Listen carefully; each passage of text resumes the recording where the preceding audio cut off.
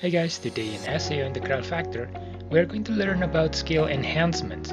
This video is mostly targeted towards the beginner players who just started playing the game and wanted to learn about skill enhancements, but it can be good refresher for the intermediate player as well. We are going to look at different kinds of skills and how to get the full potentials from them. Without further ado, let's dive into it. In Sword Art Online Integral Factor, the skill record can be categorized into two major categories, which are the active skills, or usually the game refers it as sword skills, and these skills are the one that we can use to attack the enemy. Please note that SAOIF calls skills of all different weapons as sword skills as well. Active skill is marked by the weapon icons on the bottom of the skill card. The second category is passive skills, or what the game refers to as ability, which we can equip to enhance our player statistic. Passive skill is marked by a blue up arrow symbols at the bottom of the skill card. The active skills will have a damage multiplier that signifies how much damage it can do when we use the skills. Meanwhile, the passive skills will have a base stat increase that will be added to the players when it is equipped. Other than that, usually the skills also have some special effects that will give more benefits to the players. When we get this skills record, we will always get them at level 1, and we can increase the skill level through skill enhancements. To enhance the skills, we can talk to the blacksmith, which are available on every floors, and select the skill record from the options. We can also go to the same page by clicking Menu, Item, Enhance and Trait, and Enhance Skill Record options, which will take us to the same menu. From here, we can select which skills we want to enhance, and it will show 3 different materials that you can select to enhance the skills. These materials are called record frames S, M, and L, which is the S will give the least amount of experience and the L will give the most experience. The S will also use the least amount of call, and the L will use the most amount of call. The interesting thing about this enhancement is that if we calculate the experience per call spent, using this record frame S will require the least amount of money to get the skill record up to the same level. But it will require more times to enhance, since we can only select 20 items at a time. If we enhance an active skills, it will increase the damage multiplier of the skills. Usually it will increase 1% per each level for a 4-star skills. Lower level skills will get lower multipliers per level. But let's just focus on the 4-star skills, since the majority of the skills on SAO Integral Factor are the 4-star skills anyway. Other than the damage multiplier, if the skills has a bonus or buff effect, they may also increase when we enhance the skill level. For passive skills, increasing the skill level will increase the base stat of this passive skills. And similarly to active skills, if the skill have bonus and buff, they may increase the effect when we increase the level. So now, you may ask, where can we get the record frame? The record frame S and M are uncommon drops from monsters on the maps. However, these items are easier to get as the events rewards. Usually they will have them as a score reward or tradable material from the event. There are also some quests that will give the record frame as a reward for completing them. You can also get them from the daily dungeon. Once the skill reaches maximum level, we will be able to transform the skill. Transforming the skill will increase the star by 1 and make the maximum level of the skill increase by 10, which means we will be able to enhance it again to increase their stats and the skill effect. For an ability or passive skills, transforming them will also increase their base stat by quite a bit. For active skills, however, transforming does not really do anything more than increasing the max level of the skill, except for some specific skills like this Lady Style Lisbeth skill that has the skill bonus actually change when we transform the skill. To transform the skills, we need 2 materials, the record kit and the jewel. The size of the record kit and the jewel will be different for lower level skills, but again we'll just focus on the 4-star skills.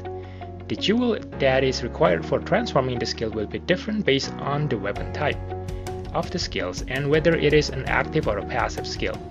Blunt weapon skill will require the yellow jewel. Thrust weapon skill will require the green jewel, and slash weapon skill will require the red jewel. Ability skill will require the blue jewel to transform, and for the 4-star skill we require the high jewel and record kit M to transform the skills. Record kit M and high jewel are uncommon drops from the boss monsters, and just like the record frame, they can be obtained from some events, score rewards, and tradable items, which I think is the easiest way to get those materials. They are also available on the daily dungeon and rewards from the specific subquests. When a skill has reached a maximum level, after transforming the skill, we can make the skill stronger by limit breaking the skill. The skill will limit break when we get duplicate skill, but we can also limit break the skill using material that is called Memoria Neither.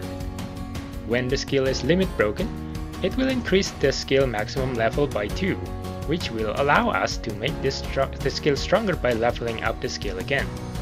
On active skill, we will also get the damage multiplier increased by 10% normally. There are some skills like the Gorgeous Kismel, however, that only increase the damage multiplier by 4%. This number will be less on lower level star skill, and usually the skill bonus and the effect does not increase with limit break. This is really good because the damage multiplier increase is equal to increasing the skill level by 10. And there is also the 2% increase that we can get from the max level increase. On passive skill, limit breaking the skill will not increase anything other than the level. The benefit that we get from here will only be from level increase, which will increase the stats and the effects from the passive skill. So this is the reverse of transforming the skills, that the passive will get more benefit while transforming, while the limit breaking will give the active skills more benefits. So does this mean that limit breaking active skills are better than passive skills? Not necessarily. We will discuss more about limit breaking on a different videos, and in that video we will also explain what skills do I think are worth limit breaking the most. This is because the material for limit breaking skills, which is the Memoria Neither, is one of the rarest material that we can find in the game. So don't forget to subscribe to my channel if you have not done so, and click the notification button so we'll get notified if the video comes out. So the Memoria Neither, we can get this one as a reward from the labyrinths and from the dungeons. But usually the numbers are very low. Like in the higher floor dungeons, we can only get one Memoria Neither large from the score rewards, which means it is not repeatable. We usually have Memoria Neither rewards on labyrinth and event as well, but they are just a small or medium Memoria Neither, and we need a lot of them to limit break its skills. We can also get Memoria Neither when we get duplicate skills and the skills that is already at max limit break, which means that it has been limit broken 10 times already. A 2-star skills will give a small Memoria Neither, 3-star skills will give medium Memoria Neither, and 4-star skill will give a large Memoria Neither. And we know how rare it is to get a 4-star skills in the game, let alone getting them 11 times to max limit break the skill. We can also get Memoria Neither by transforming the skills, and it is the same that the 2-star skills will give a small one, and 3-star will give a medium, and the 4-star skills will give the large Memoria Neither. And all of the ways to get Memoria Neither are not farmable, which makes this material hard to come by. So I don't suggest limit breaking skills unless we know that that skill is really worth limit breaking and you're going to use them. Those are the basic of skill enhancements, but you will notice that on the left hand side menu there are 2 more options that you can select, which are the Awakening and the Mod. This menu is used for a special type of skills. And speaking about a special type of skills, currently there are 3 special type of skills that are available on the game. The first one is the Burst skill, which is indicated by a purple color stars. This special skill is only available for active skills, and it has a burst mode that we can activate it when we use the skills in a certain sequence. When we get this skill, the burst mode will be locked. We will be required to level up the skills up to level 70 before we can unlock the burst mode. Burst skill has higher than normal damage multiplier when we used it on burst, and it will give some period of invincibility when we activate the burst. The skill also has enhanced skill effect when the burst is activated. The second type of special skill is an awakening skill. This skill is available for both active and passive skills and indicated by the star with a number on the skills. When we equip an awakening skill, we will be able to activate the rush mode. That will enable us to bypass the Chaos Recollections buff on the Chaos Boss monsters and higher level events monsters. It also will increase our player stats based on certain percentage when activated. They also have Recollections skill that will get activated as well when we are in the rush mode. The percentage of the stats increase will depend on how many total awakening level and awakening skills we equipped on our sets. The more skills and awakening level we have, the higher stat boost we get. We can increase the awakening level of the skills using the awakening menu. A 5-star skills can have their awakening level increase up to level 5, and we will require the awakening stars and jewel as the materials to increase the awakening stars. Awakening star can be obtained from the event rewards, but there are awakening star fragments that can also be obtained from a normal monster drop as well. We can craft awakening stars from these star fragments from the production menu. The jewel that we need to increase the awakening level will depend on the type of the skills, the same way as when we need to transform the skill. So passive skill will require the blue color, the slash skill will require the red color jewel, the trust skill will require the green color jewel, and blonde will require the yellow color. Unlike all the other enhancements that we can do on skills, however, increasing the awakening level is determined by a certain success rate, so it does not always increase the level. At level 1, we have 60% success rate to increase the level to level 2. At level 2, we have 40% success rate to be available to increase it to level 3. And at level 3, we have 20% success rate to increase it to level 4. And at level 4, we have 10% success rate to increase it to level 5. So this operation can be very expensive both in call and in materials. At level 3 and 4, we usually require the higher grade jewels, which is the Great Jewel.